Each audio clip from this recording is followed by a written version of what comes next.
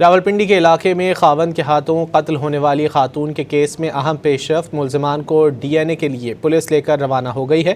مزید جانیں گے نمائندہ ڈان نیوز طاہر نصیر سے۔ طاہر، ابھی تک کیس میں کیا پیش رفت سامنے آئی ہے؟ ملزمان کتنے روزہ جسمانی ریمانڈ پر پولیس کی تحویل میں ہے؟ جی بالکل، دیکھیں راولپنڈی کے لال کرتی کے علاقے میں 45 سالہ خاتون حنا جوید قتل کیس میں اہم پیش رفت سامنے آئی ہے۔ آلریڈی جو دو ملزمان، جن میں مرکزی ملزمان مقتولہ کا خاوند فیصل شامل ہے، وہ اور اس کا ملازم ذیشان، وہ گرفتار ہیں۔ گزشتہ روز تفتیش ہوئی اور آج کیونکہ ریمانڈ کا آخری دن ہے، کل ان ملزمان کو دوبارہ عدالت میں پیش کیا جانا ہے۔ 3 روزہ جسمانی ریمانڈ حاصل کیا گیا تھا پولیس کی جانب سے۔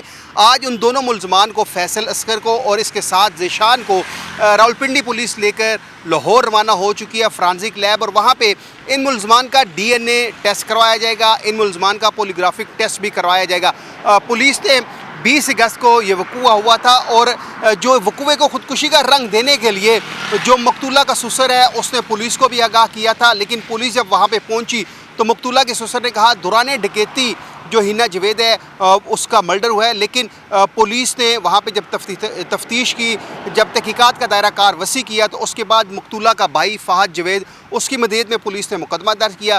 مرکزی ملزم جو ہے فیصل اور اس کا ملازم ذیشان، وہ گرفتار تھے۔ آج لاہور میں ان کو ڈی این اے کے لیے لے جایا گیا، وہاں پہ جو ہے ان کا پولیگرافک ٹیسٹ بھی ہوگا، اور کل دوبارہ ان ملزمان کو علاقہ مجسٹریٹ کی عدالت میں پیش کیا جائے گا۔ اور پولیس کا یہ کہنا ہے کہ جائے وقوع سے جو قتل میں استعمال ہونے والی رسی ہے اور جو تار ہے جو مقتولہ حنا جوید کے گردن میں لپیٹ کر شاور کے ساتھ باندھی گئی تھی، اور رسی جس کے ساتھ اس کے ہاتھ باندھے گئے تھے، وہ پولیس نے برآمد کر لیا ہے، اور مزید ابھی تحقیقات کی جا رہی ہے۔ اور جب ڈی این اے کی رپورٹ آ جائے گی تو اس کے بعد ملزمان کے خلاف مزید گھیرا تنگ کیا جائے گا۔ پولیس کا یہ دعویٰ ہے کہ جلد از جلد اس کیس کو منطقی انجام تک پہنچایا جائے گا۔ جی